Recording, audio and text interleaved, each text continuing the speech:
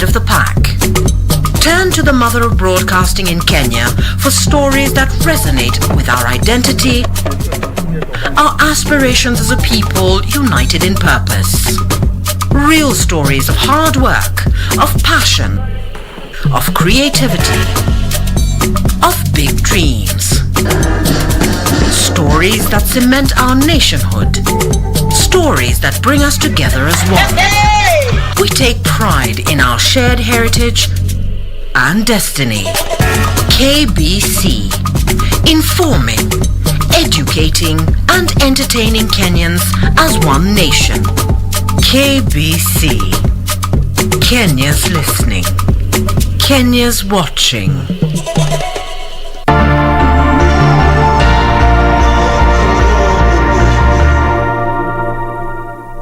My name is Mohamud Ahmed Mohamud, the CEO of Kenya Deposit Insurance Corporation, popularly known as KDIC. KDIC encourages the depositors to continue doing business with licensed and regulated commercial banks and microfinance institutions. As part of the corporation's public awareness campaign, KDIC, in conjunction with its membership, the banks and the microfinance institution, recently developed KDIC stickers to be displayed in all the banking halls. Be sure to look out for KDIC stickers whenever you visit your bank. KDIC, protecting your deposits.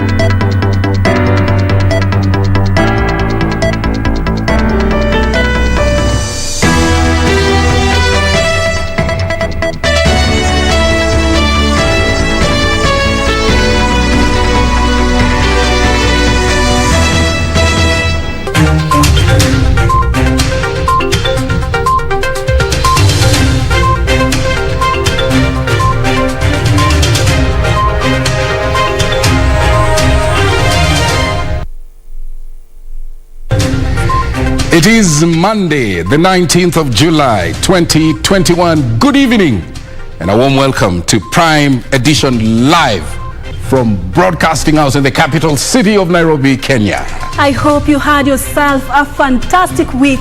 We have a comprehensive bulletin for you that includes business and sports. Plus, also live in studio, we have the NLC chairman, Gershom Otachi, to discuss where they are with the land reform agenda. Absolutely. We are live on all our social media platforms. You can send in your questions and views at KBC Channel 1 News. The hashtag to use tonight is Prime Edition.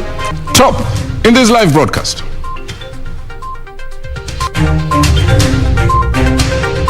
Tunataka iwe mjadala kuhusu wananchi.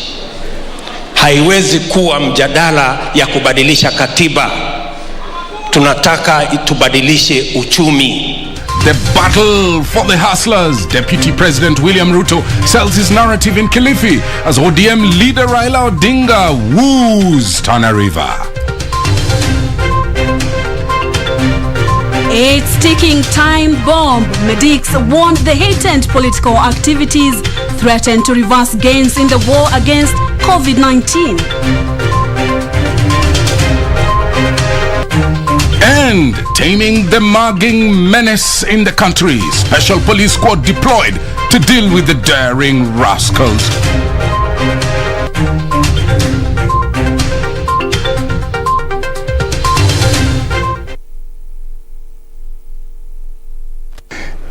Thank you so much for joining us on this edition of Prime Edition, and a very warm welcome to the broadcast. My name is Purity Museo, and Lensa Odingo is our sign language interpreter tonight.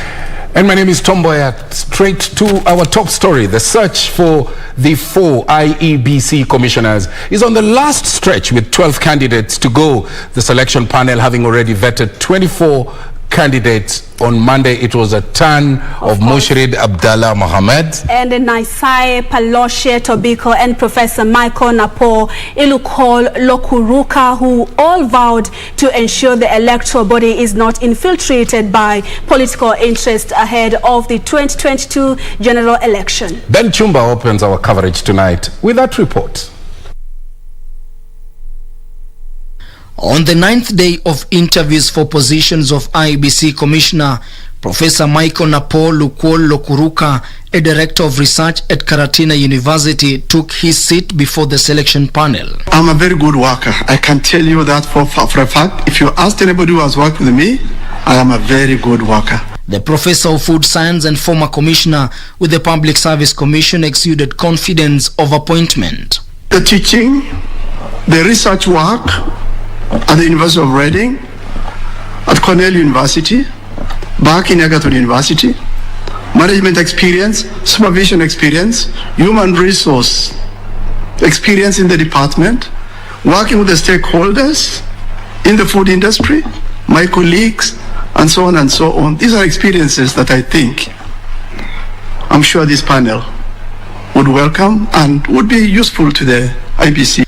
Mushrid Abdallah Mohamed, who served as a commissioner with the National Police Service Commission between 2012 and 2016, was the second candidate of the day. If there is any kind of political pressure or interference that cannot be allowed, I will not allow it. I have never been influenced by political actors or extraneous issues or any person. Mohamed was taken to task over his decision in 2018 to apply for an IEBC Commission's job when he still had a running contract with the National Police Service Commission.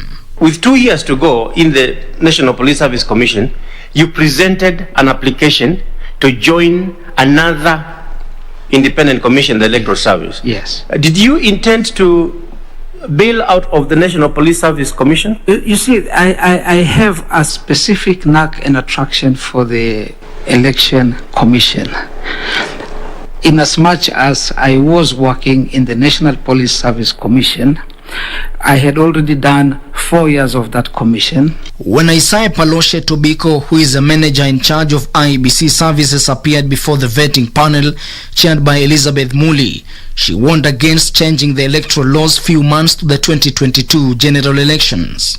Now when that happens, even the manuals we had prepared, the curriculums we had prepared, everything is affected, and that throws you off balance. Tobiko, who has worked in various capacities in the IEBC for the last 11 years, said she will advocate for stable leadership at the electoral body to avoid a repeat of what happened in the 2017 polls. Our structure as it is right now, there are two centers of power. Centers of power in as much as we have very well laid out expectations, regulations, because everybody knows their part as far as the Constitution is concerned. But there's still a power struggle. I think one thing that is missing is the soft skills. 24 candidates have so far been interviewed for the position of IEBC commissioners. Ben Chumba, Prime Edition. Here now is an update on the COVID-19 situation. Medics are now warning that the heightened political campaigns in the country spell doom for the fight against the COVID-19 pandemic. The doctors fear that Kenya could easily go the Indian way, which was severely battered by the Delta variant, blamed on political gatherings. The alarm coming as the country confirmed 431 new cases, indicating 8.2% positivity rate in the last 24 hours. Timothy Kipnusu reports. Medics are sounding a warning that the country could easily enter the fourth wave of the coronavirus pandemic, blaming the situation to the heightened political activities. According to Dr. Lois Ombajo, head of infectious disease unit at Kenyatta National Hospital, they are concerned that the increased political gatherings in the country could spell doom in the war against the pandemic. I think one of the things that we notice about many of our political activities is that usually the whole concept of social distancing and avoiding public gatherings is really thrown out of the window. Ombajo warned that the virus was mutating, coming up with new symptoms and complications, and hence the need to review on patient management. we are far from totally eliminating or totally controlling the disease. It's likely that over the next several months we'll see surges, periods when we have surges and periods when we have less of the disease. And really how this disease spreads will be very dependent on what we as a people do. WHO Disease Prevention and Control Officer Dr. Joyce Onsongo admitted that there was a surge in new cases across the world due to the emerging variants. Onsongo attributed the fatal cases in the continent to lack of capacity, medical equipment and community awareness. So really what this means is because of the multiple instability of this virus that we need therefore to have vaccination, as many as possible those who are at risk. The concerns coming as the country recorded 431 new cases from 5,281 samples tested in the last 24 hours.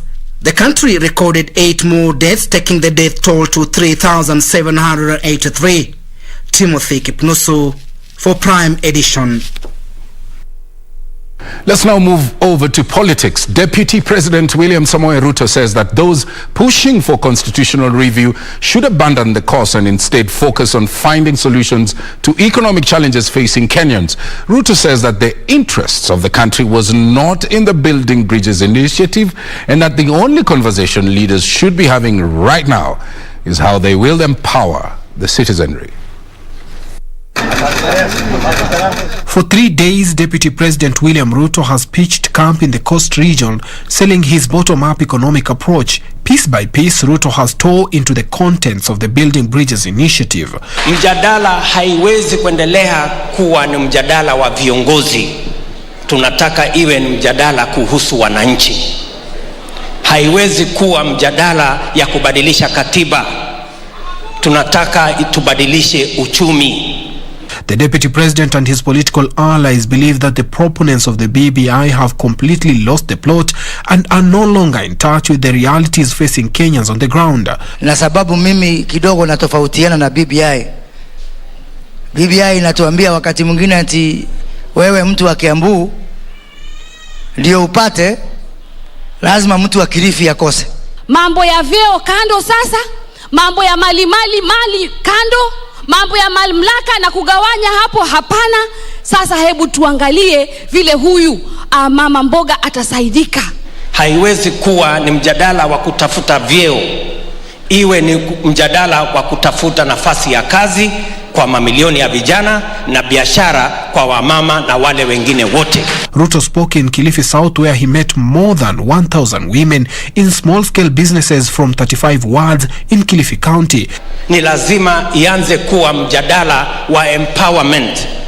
Mkulima aweze kusaidika kuongeza mapato, wakorosho apate mapato, wa mnazi apate mapato, mfugaji apate mapato zaidi, na yule ambaye hana kazi apate kazi, ndio tuweze kubadilisha taifa letu la Kenya. Nafasi ya uongozi katika taifa letu la Kenya si kitu cha kuambiwa niachie. Tunaachia mtu ambaye ako na agenda na mtu ambaye ako na uwezo wa kulichukua taifa hili letu la Kenya kulipeleka sehemu nyingine katika masuala ya kiuchumi. Naibu wa Rais ametuonyesha kwamba inawezekana mtu wa chini kutoka pale chini na kupanda pale juu. Na amebadilisha mazungumzo, sasa ni mazungumzo ya mambo ya uchumi.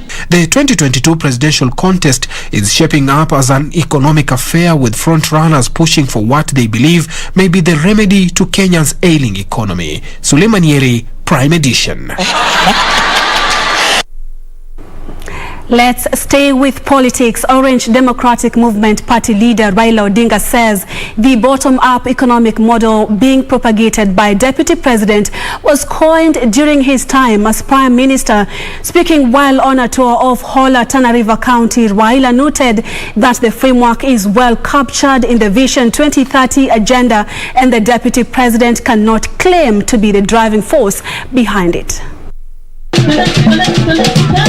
The ODM leader took several jibes at the Deputy President, claiming that he had perfected the art of deception to whip the emotions of Kenyans. Raila dismissed the DP's claims that the opposition had hijacked the government. Hiyo sio ati tunataka tu kugawanya vivyo hapa na pale.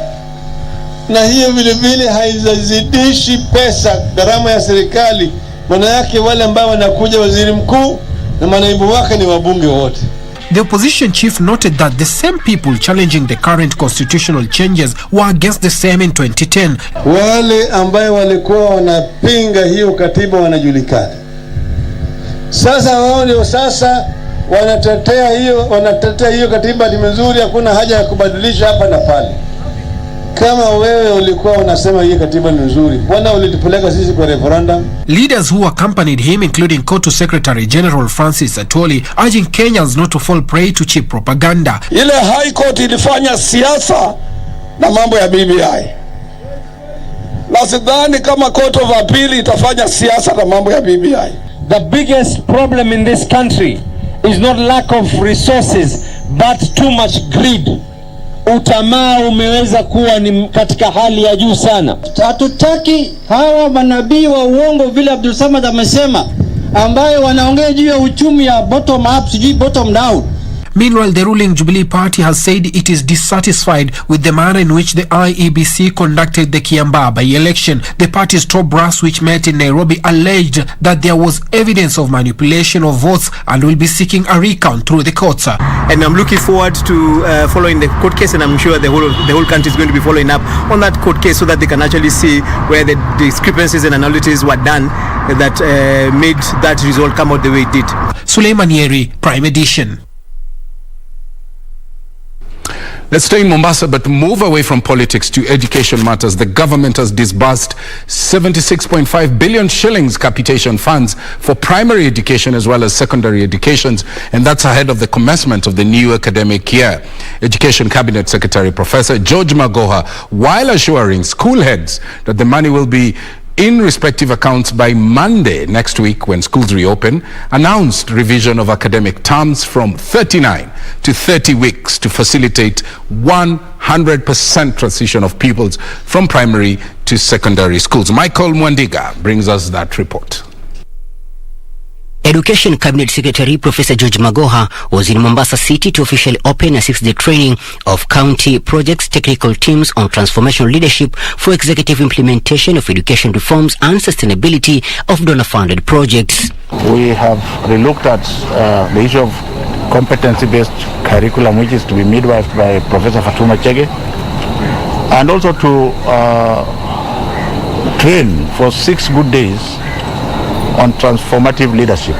Professor Magoha warned the government will not condone exploitation of parents as schools have already received capitation funds for the concluded academic year.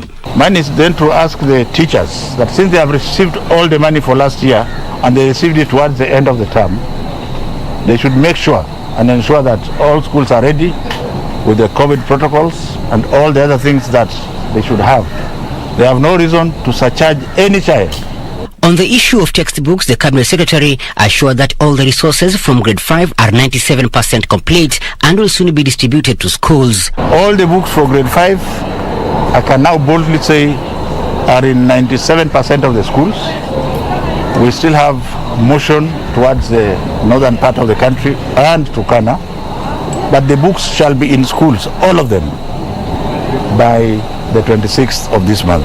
The government has disbursed 17 billion shillings for primary schools and 59.5 billion shillings for secondary schools for the new academic year beginning Monday, 26 July 2021. Reporting for Prime Edition from Mombasa County, I'm Michael Mondiga. Elsewhere, the National Police Service has deployed an anti-mugging squad to all major towns across the country in an effort to curb rising cases of insecurity. Inspector General of Police Hilary Mutyambai also urged members of the public to report any child abduction and trafficking concerns to the Child Protection Unit located within police stations. Here is Ruth Wambui with that report. Cases of mugging and child abduction have been on the rise across the country in recent days. Inspector General of Police Hilary Mutyambai is assuring the public security agencies in the country are on high alert and already an anti-mugging squads have been deployed to all major towns. Responding to concerns by wananchi raised via the hashtag Engage the IG session on Twitter every Monday, Mutyambai cited phone snatching as a menace in Nairobi and Nakuru counties, saying the special team deployed within the central business districts is working with the National Transport and Safety Authority to ensure safety and security within the matatu industry, where the crime is common. He at the same time cautioned parents and guardians to be on high alert and provide children with basic security as the National Police Service scales up surveillance.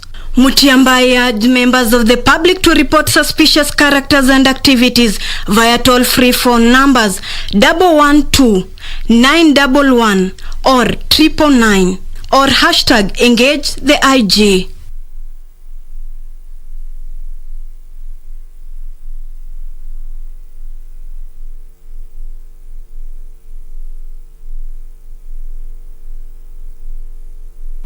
Well, it's time to take a short break. Remember, we have live in studio the chairperson of the National Lands Commission, Gershom Otachi. We should be speaking to him in a short while.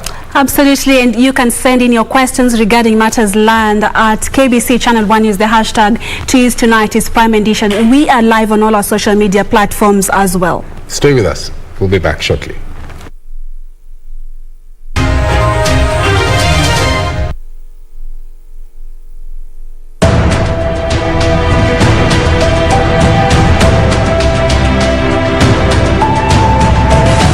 Na wale wanajua uhuru wetu tutaulinda kwa damu na kwa yoyote.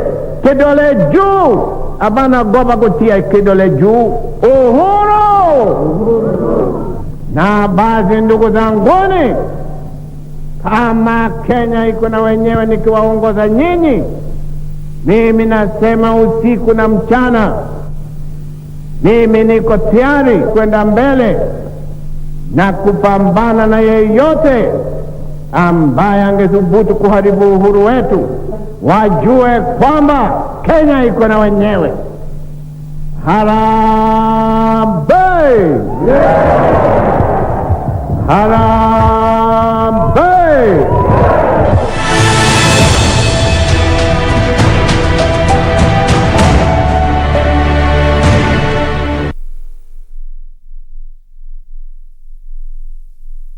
Kupata skiza tune ya maisha, bonyeza *811*965#. Maisha ni mafupi, hivyo si vyema kumaliza muda mwingi katika malumbano.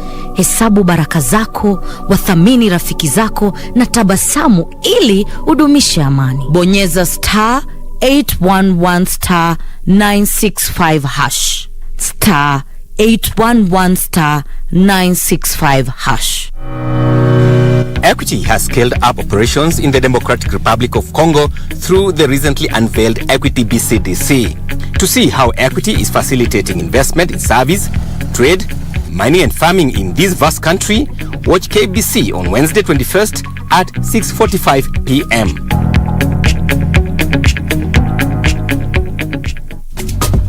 This is where it all began.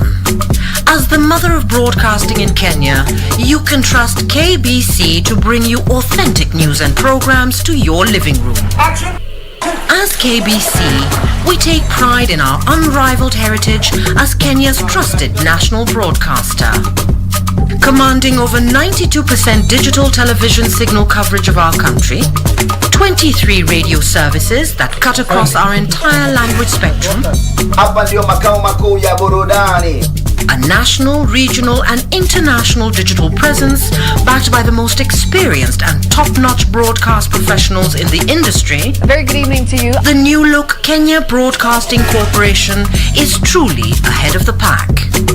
Turn to the mother of broadcasting in Kenya for stories that resonate with our identity, our aspirations as a people united in purpose.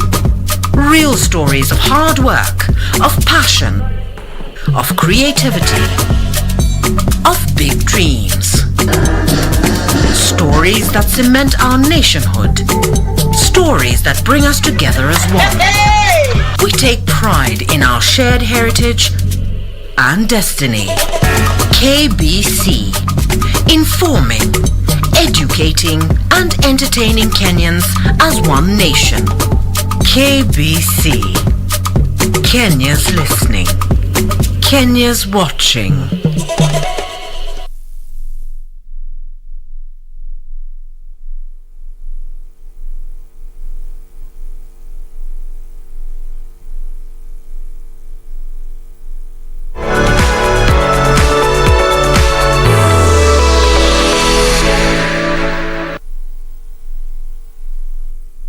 Well, we are reflecting on land reform issues, issues of efficiency, issues of security of land tenure in Kenya. And as we had promised you, we have live in studio Garisho Motachi, the chairperson of National Lands and National Lands Commission. Thank you very much for finding time and honoring our invitation.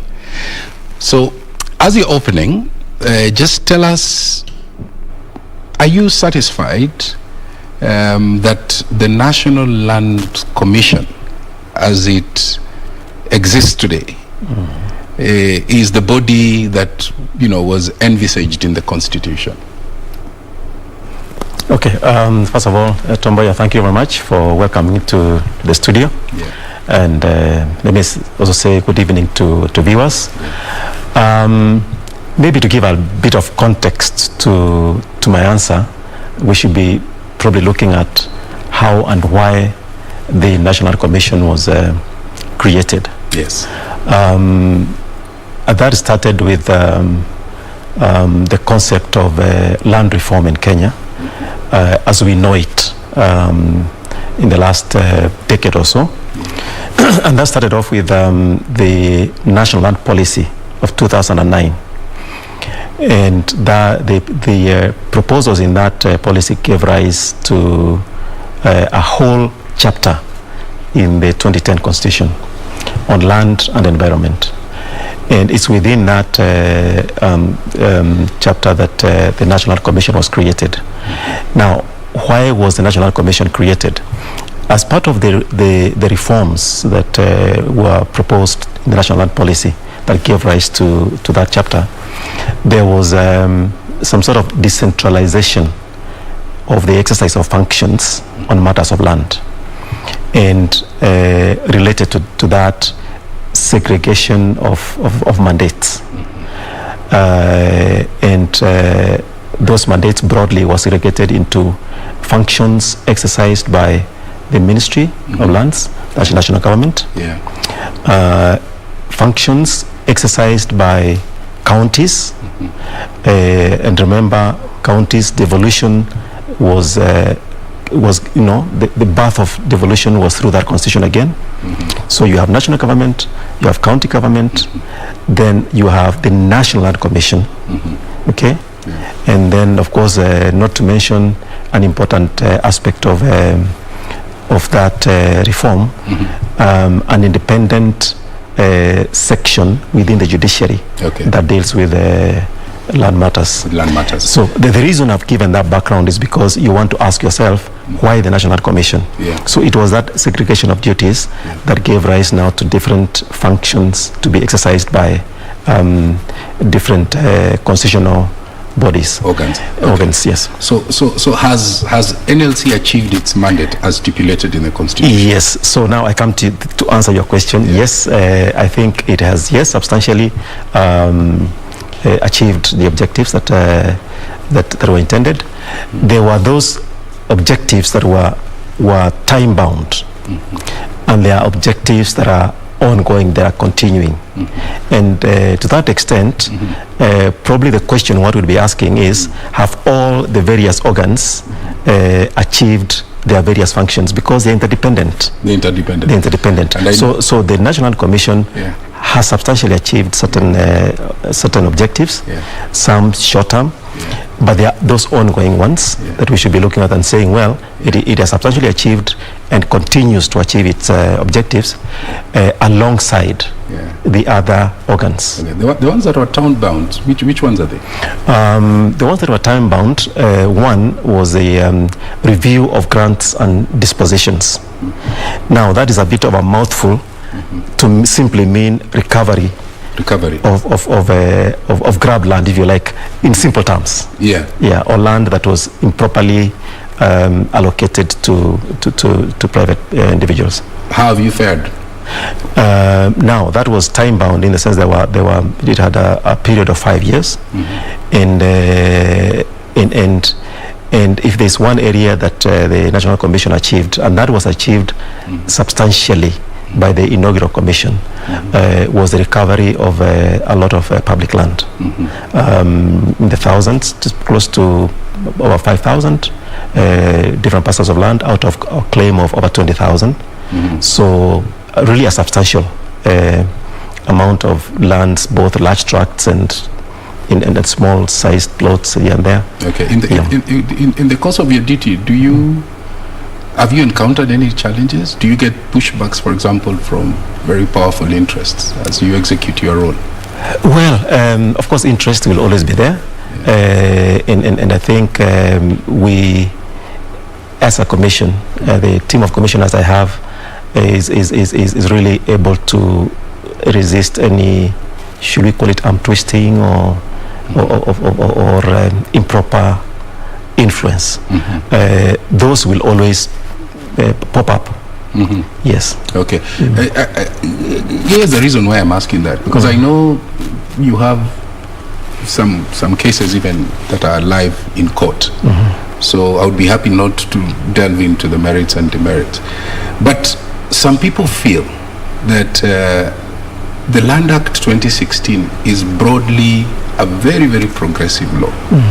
It's a very progressive, and it paves way for communities to own parcels of land. All right.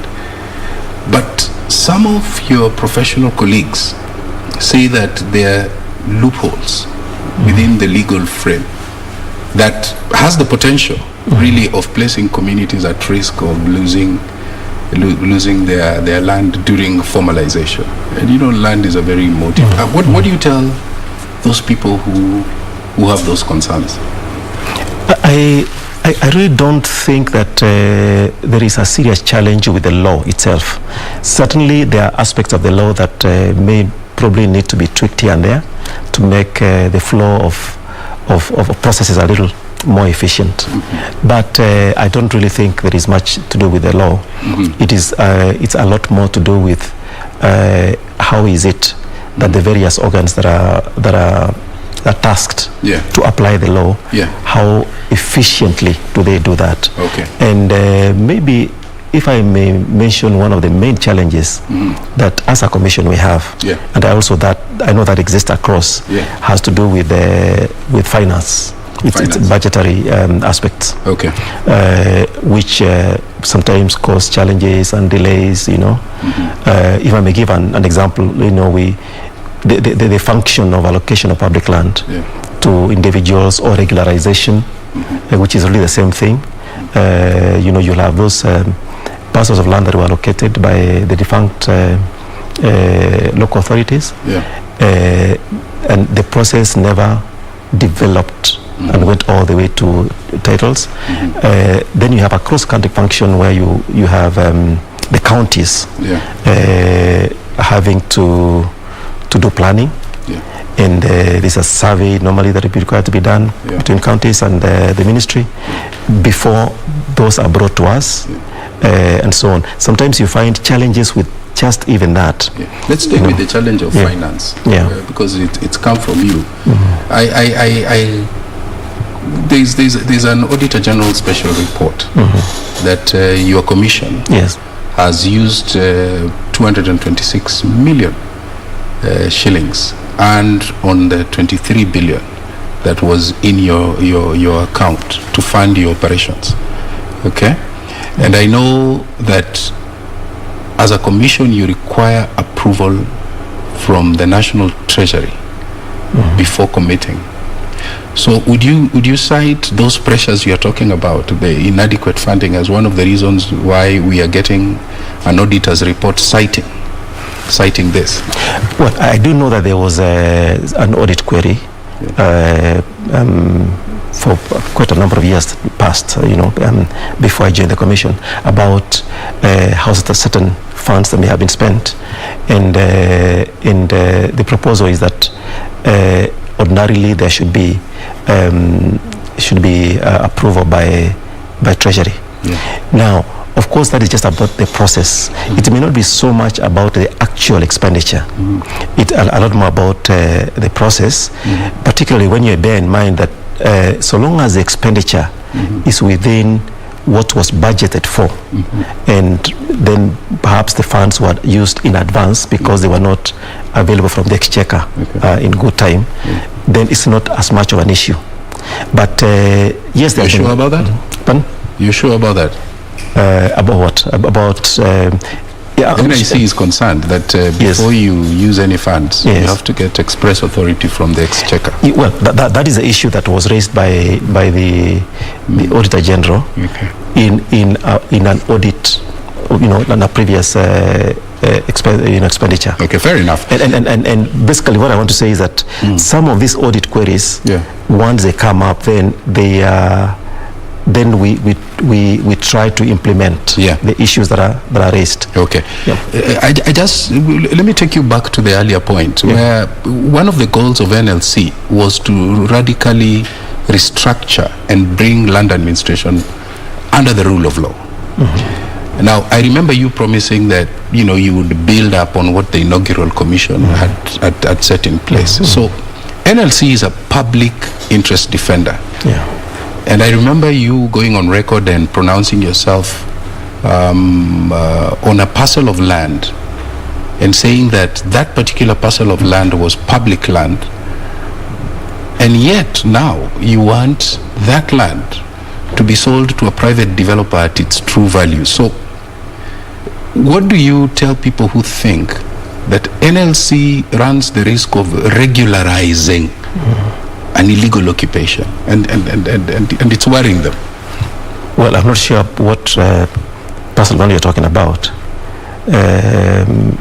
I mean, if I'm working very carefully on this one because I know it's a matter that's live in court. Right. Yeah. Okay. Now, of course, what happens is there are some matters. Maybe trying to think through what you may be asking about. There are certain matters that may have been dealt with by the inaugural commission, and certain determinations arrived at. And some of those matters are in court, and the various parties have their arguments. But if I go back to the substratum, which is about the review of grants and disposition that I talked about earlier, it's all about what is public land, and public land and how it is that it is given out. Now, public land, yes, can be converted to private land by a process of allocation. The issue is whether that process is properly followed through. There can be public land that is reserved for a particular institution or a particular purpose that is not available for allocation. And these are some of the issues that are dealt with in terms that were dealt with in this review of grants and dispositions. And there are times when there can be questions as to whether was this indeed public land. It's a matter of fact. Now, you have to go back to the records. Was this public land or was it not? Now, in terms of that public land moving on into private and whether the process was properly followed, again, the law on review also provided for taking into account the interests of third parties who may have purchasers for value, who may not have had any notice about the history. So there's a number of factors that you have to consider. That have to be considered. Okay. One of the key issues I know that NLC has been planning to do is documentation of the institution of public land. Yes. Where are you with those plans? And remember, again, there is a report by the Auditor General, Nancy. And there's a startling revelation that you do not maintain a database. Yes, there was again that audit query in the past, and that is an ongoing exercise. Now, ongoing exercise in this sense, the National Commission does not maintain a registry of titles. Why? Now, that is a function of the Ministry of Lands. And by the way, you're like Siamese twins with the ministry. Of course, we are joined at the hips. True. Now, that is primarily a function of the ministry in terms of registration and maintaining the record of the register, including the survey records and all that. That's a function of the ministry. Now, and that again was clearly dealt with in a advisory opinion of the Supreme Court, which was signed by the advisory opinion of the Supreme Court. Of the Supreme Court. Of the Supreme Court, yes. Okay, all right. And that, which really basically confirmed that the function of maintaining records, issuing of title, and so on and so forth. It's primarily a function of the ministry. But in terms of the database, you can only build the database based on what records, the primary records that exist. Now, the primary records that are held by the ministry, from there you are able now to say, this is the information we have on this partial, these portions of land, and this is the database of public land. But maybe let me just make an important point here. And as you make that point, yes, tell me, in terms of duties and responsibilities, is there any overlap between you and the ministry? Yes and no. Overlap. Sometimes it's about a lot of times about perception, but sometimes also depending on what it is you are in the process of doing, and what the law says, there appears to be an overlap. And that issue of a database of public land is one of those areas where one would ask, who should maintain a database of public land? Is it the ministry or the commission? There is a provision in the law that requires the commission to maintain a database of public land. Now, the point I was trying to make to illustrate the challenges with that is the impression at times is that public land is something static, that at any given, that there is, here is public land, here is private land. But you must appreciate that there is a continuous interface, back and forth, and exchange. And as a commission, we sit at the center, where we are continuously acquiring land for public purposes, converting private land to public land. And then there is conversion of what will be public land or community land to private, and so on and so forth. So that continuous move back and forth raises the query then of saying, what is the database at any given time? The big C in the registries. Yes. Talk to me about the big C. Corruption within the registries. There are some people who have double titles. A tenant is living in a house. Yes. Okay, I wouldn't want to go too much into what would be more in the ministry domain. As I said at the beginning, this segregation of duties. You want to stay within your territory. It helps too. It helps too. Yes. Now, I may have some observations here and there, but I cannot speak authoritatively about what's happening. Fair enough. That's a good point. Now, since the deadline for raising claims relating to the historical injustice is fast approaching, what happens after the 21st September 2001 deadline? Those who have raised claims, what happens to them? Will they get a second chance as you make your closing? Of course, those who have raised claims, those claims will continue being processed. Those who have not raised claims, the law has placed that limit in the same way that the law placed a limit on the review of grants and dispositions, and that has already passed. What we do hope would happen in the future is that we could possibly get an extension. We are hoping to get an extension with regard to review of grants and dispositions. And we hope that if to avoid people being locked out, there will be an extension. But then remember, even by the time you get the extension, there's already a pile up. And that needs to be dealt with. And that needs to be dealt with. Yes, so that then it may be logical to focus on clearing that backlog, even as you think about... finally, because I have to go, a belated pole. You lost your colleagues, Jennifer Mboya, and there was Antipas Nyanjwa. Yes. And they both took an oath of office to defend the public good. But sadly, they died under very mysterious circumstances. Do you sometimes have fear in your heart as you go about your job? I don't have fear in my heart, because I know that I go about doing what I ought to do, and doing it right. Now, but also a bit of a correction. The death of Jennifer was very unfortunate. It was a murder. I may not be able to speak too much into it because that it is an ongoing case around it. That was very sad. Was it directly related to her functions at the commission? Again, I would not really want to comment too much into that. Then I'll move on. The death of Antipas was of natural causes. But let me also add, I mean, of course, as you started with the Apollo, we've had a very sad year. So we also recently lost even a third senior person, that is Eliud Mboya. He was in HR. Actually, his burial was yesterday. Okay. That was again of natural causes. Okay. So, is it all but about... I ask those questions because I know you are up also against some very tough cartels. True. Who won't let go easily. But can we stop it there? Okay. And just thank you for coming through, and we are going to wish you well in your job. Thank you very much. All right. We know that 70% of Kenya is land that, you know. Right, Yeah, thank you very much. Thank you very much for wishing me well. As I said, I go about with a little fear in my heart because I believe in a living God.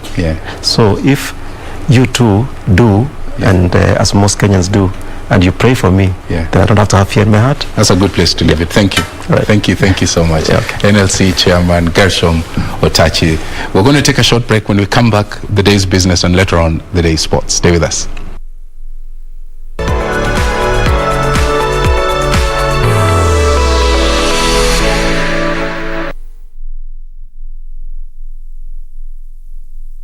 What does this number mean to you? A pack leader?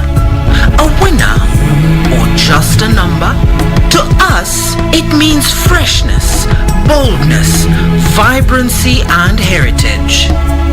That's why at KBC Channel 1, we make it easier for you to pop up your family entertainment to a fresh, exciting, and colorful bouquet.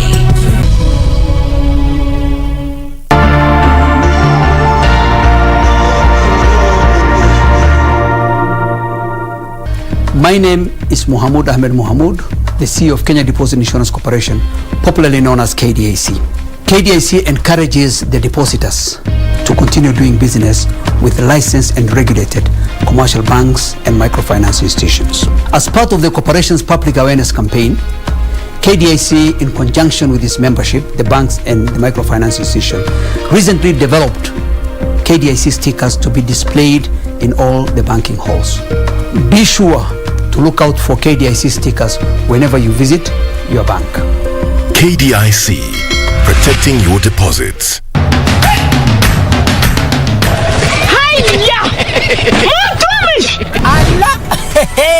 Nissan Serena ndio hii, na unaweza kuwa wewe ndio tunapikia simu. Kodi ya Nissan Serena ni NS, alafu kisha kwenye amount ni 50 bob. Hii Nissan Serena tunakupatia na shilingi 50. Kujiunga na QuickBid ni rahisi. Enda kwenye M-Pesa, bonyeza paybill, kisha weka business number 4032353. Kwenye account weka kodi ya bidhaa unayotaka na bid yako ya chini zaidi, kwa mfano TV 16, kisha weka shilingi 20 tu kama idadi yako. Weka bid yako pia kwenye www.quickbid.co.ke. Kumbuka, bid ya chini zaidi ya kipekee ndio hununua. QuickBid, bidhaa bora kwa bei ya chini.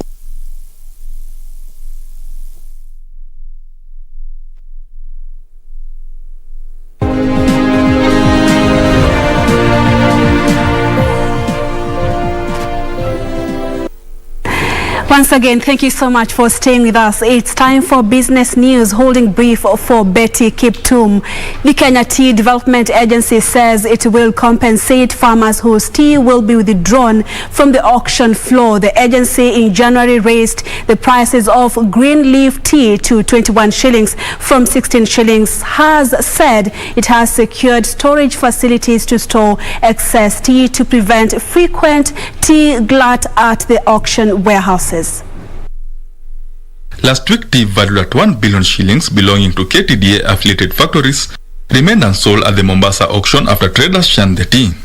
The protest was as a result of the government's move to set a reserve price for Kenyan tea sales in what it said was to protect farmers from exploitation. Despite the low sales, the government says it will not relent on its quest to dictate tea pricing at the auction and will withdraw excess tea from the market to drive up demand. There is nothing unusual with withdrawing prices from the tea from the market. It is that the buyer did not buy at the price that was recommended. Agriculture Cabinet Secretary Peter Munya says modalities including storage facilities have been put in place to reduce frequent cases of tea market glut that have been pushing down tea prices due to an oversupply. Look at the destination where the tea goes. The prices have not gone down. Why is it that it is the prices of the farmers, the earnings of the farmers that must continue declining and that have been going down for the last 5 years? This as KTDA says it has enough resources to compensate farmers whose tea will be withdrawn from the auction floor. Direct sales traders have also been directed to sell their tea as per the set reserve prices. With KTDA, and they have enough reserves to continue supporting the farmer. So there is nothing, no obligation to the farmer will be affected by the withdrawal of the tea from the auction. However, independent tea producers are asking the government to consult with all stakeholders in the tea value chain before setting the minimum tea selling price. The farmer and the producers are not self-sustained, then the rest of the members of the value chain will eventually not be in a position to sustain themselves. Benson Droba reporting for Prime Edition. As 2 more transshipment vessels are expected to dock at the port of Lamu in 3 weeks' time. This is expected to boost business at the new port. This is after the maiden CMA CGM shipping line container vessel MV Spirit of Dubai made its maiden call at the port of Lamu today, loaded with 62 full transshipment containers destined for Jeddah Islamic Port in Saudi Arabia. The Port of Lamu is gradually proving its transshipment ability after the President officially commissioned its operationalization 2 months ago. Today, the maiden transshipment vessel by CMA-CMG Shipping Line, MV Spirit of Dubai, called the port where 62 transshipment containers were loaded destined for Jeddah Islamic Port in Saudi Arabia. Today we have Spirit of Dubai here to complete the transshipment cycle, loading again those 62 containers to Jeddah. Most of the consignments are seaweed and wheat brand from Zanzibar that we are currently loading here under operations. According to the CMA-CMG Shipping Line Deputy Managing Director Daniel Sepetu, the setting up of the ICT systems and the clearance of the transshipment cargo was done without any hitches. We had managed to submit the manifest through ICMS, which is Integrated Custom Management Systems, was then transmitted to KPA and KRA and Kentrade. So the whole process went smoothly. The cargo was released system-wise. To the point now it's been loaded on board. Sepetu has highlighted the need for the port to persuade more shipping lines to use the port as the preferred transshipment port. Kenya Ports Authority Acting Managing Director Ambassador John Mwangemi said that they expect more equipment in 4 months' time that will complement the smooth running of the port operations. Of course, we are in the procurement process, but this equipment will be coming from our major suppliers, and we are looking forward to equipping this port in the next 4 months. And that equipment maybe will come up up to early next year. It depends on the period of manufacturing. The government is working to ensure the Port of Lamu meets the demands of its clients. Exactly 2 months ago, President Uhuru Kenyatta officially commissioned the operationalization of this Lamu port. Today, the Spirit of Dubai vessel will be carrying the first transshipment cargo to the Port of Jeddah. From Lamu County, I am Anburu. Thank you so much, Anne. Multi-Choice Group is set to launch a new channel dubbed Maisha Magic Movies next week as the company seeks to revamp up its local content production. The company is focusing on developing movies and shows set in its biggest markets of Kenya, Nigeria and South Africa. Multi-Choice says the new channel targets the Ugandan, Kenyan and Tanzanian audiences. However, the content will be available in all key markets across the African continent. According to stakeholders, Maisha Magic Movies will be a game changer within the East African market, as well as in an industry where the creation of local movies has proven to be in deficit. Telling our authentic stories is key to our mandate. We value storytelling and have established programs that promote the business of filmmaking. Notably, 20 scriptwriters from various counties graduated recently in June this year. MultiChoice Africa through Mnet is the biggest investor in local content on the continent and has played a significant role in bringing the local film and TV. Viewers can look forward to exciting homegrown titles in various genres, including action, thriller, and drama, including titles by leading producers in the region such as 94 Terror, Damu Moja, Freedom Movie, Kizingo, Kutu, Mumemze, Sangita, The Torture, World's Tofuata, among others. Customers are becoming more and more accustomed to receiving personalized content that talks to their specific requirements, often seemingly for free.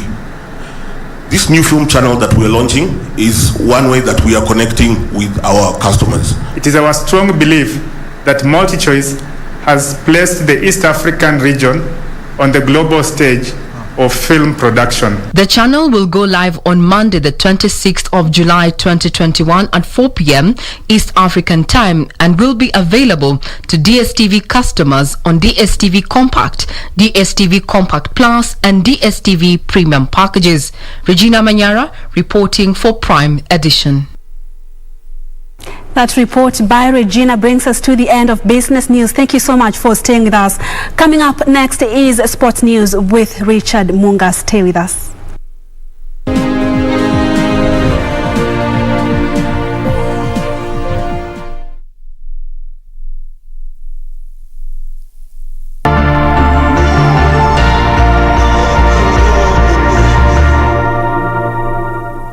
My name is Mohamud Ahmed Mohamud, the CEO of Kenya Deposit Insurance Corporation, popularly known as KDIC. KDIC encourages the depositors to continue doing business with licensed and regulated commercial banks and microfinance institutions. As part of the corporation's public awareness campaign, KDIC, in conjunction with its membership, the banks and the microfinance institution, recently developed KDIC stickers to be displayed in all the banking halls. Be sure to look out for KDIC stickers whenever you visit your bank. KDIC, protecting your deposits.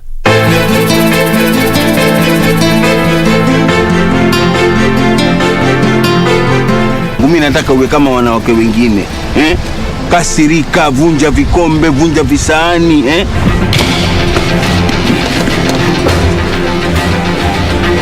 Unanijibu hivyo baada yote nilokufanyia. Na mimi nimekufanyia mangapi? Umenifanyia nini mtoto ambaye una hata haya? Kama basi sifanyi, achana na mimi. Nilikwambia nataka details, nataka kujua kila kitu. Hizi ni za kitambo sana. Hata zingine za watoto.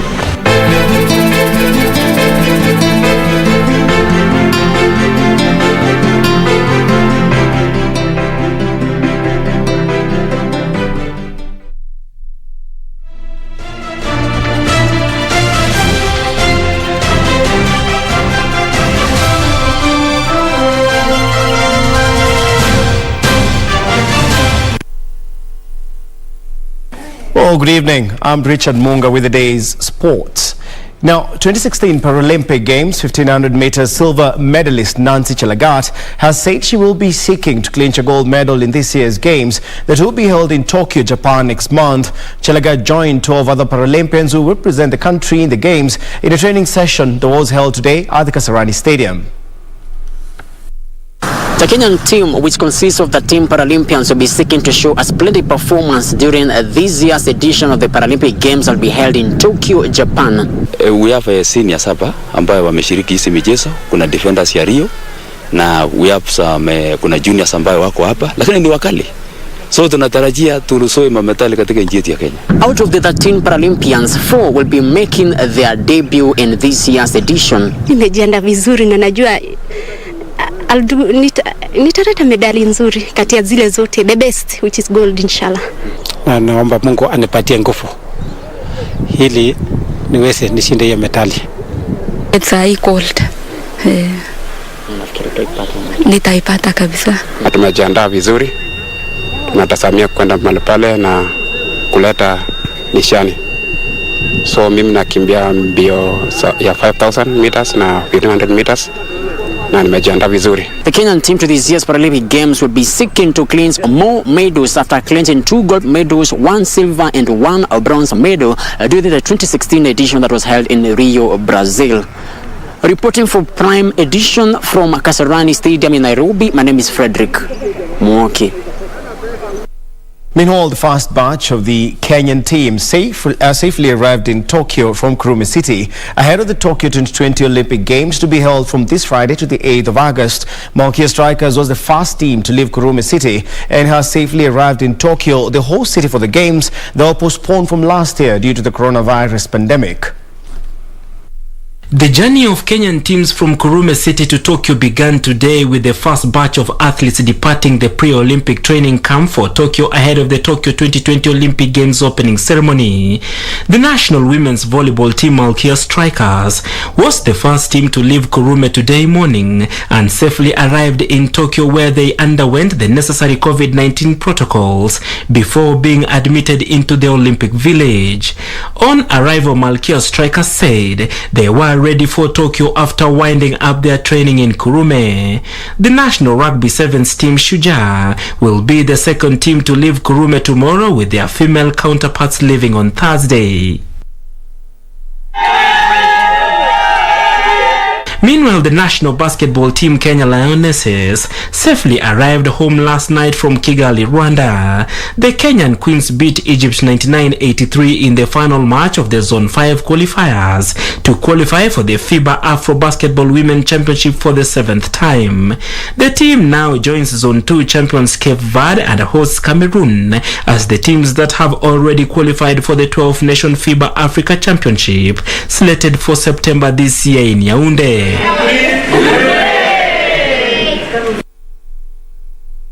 Well, that's all the time we have for sports tonight. But don't go too far, as Mboya and Purity Museo will be coming back in a few. Thank you so much, Richard Munga, for that. And of course, it's Tokyo 2020 ongoing, and okay. Not very much. We'll talk about that later, but thank you so much for watching Prime Edition this Monday night. We really appreciate your company. Simon Karinga, you are tuned in. Thank you so much. To Sammy Isaac, you are watching us from Eldoret. You're saying good evening to you. Many thanks. I'm Purity Museo. Good night and God bless.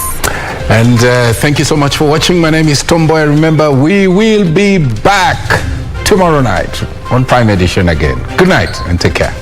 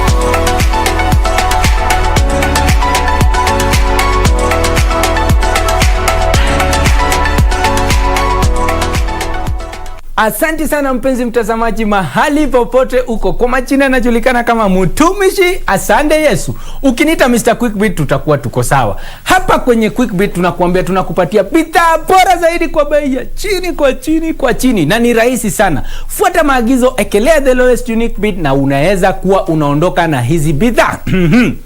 Kumbuka, ni rahisi sana. Unaenda kwenye lipa na M-Pesa, paybill number 4032353. Kisha kwenye account number unaekelea kodi ya bidhaa ambayo tunauza kwa siku. Alafu amount shilingi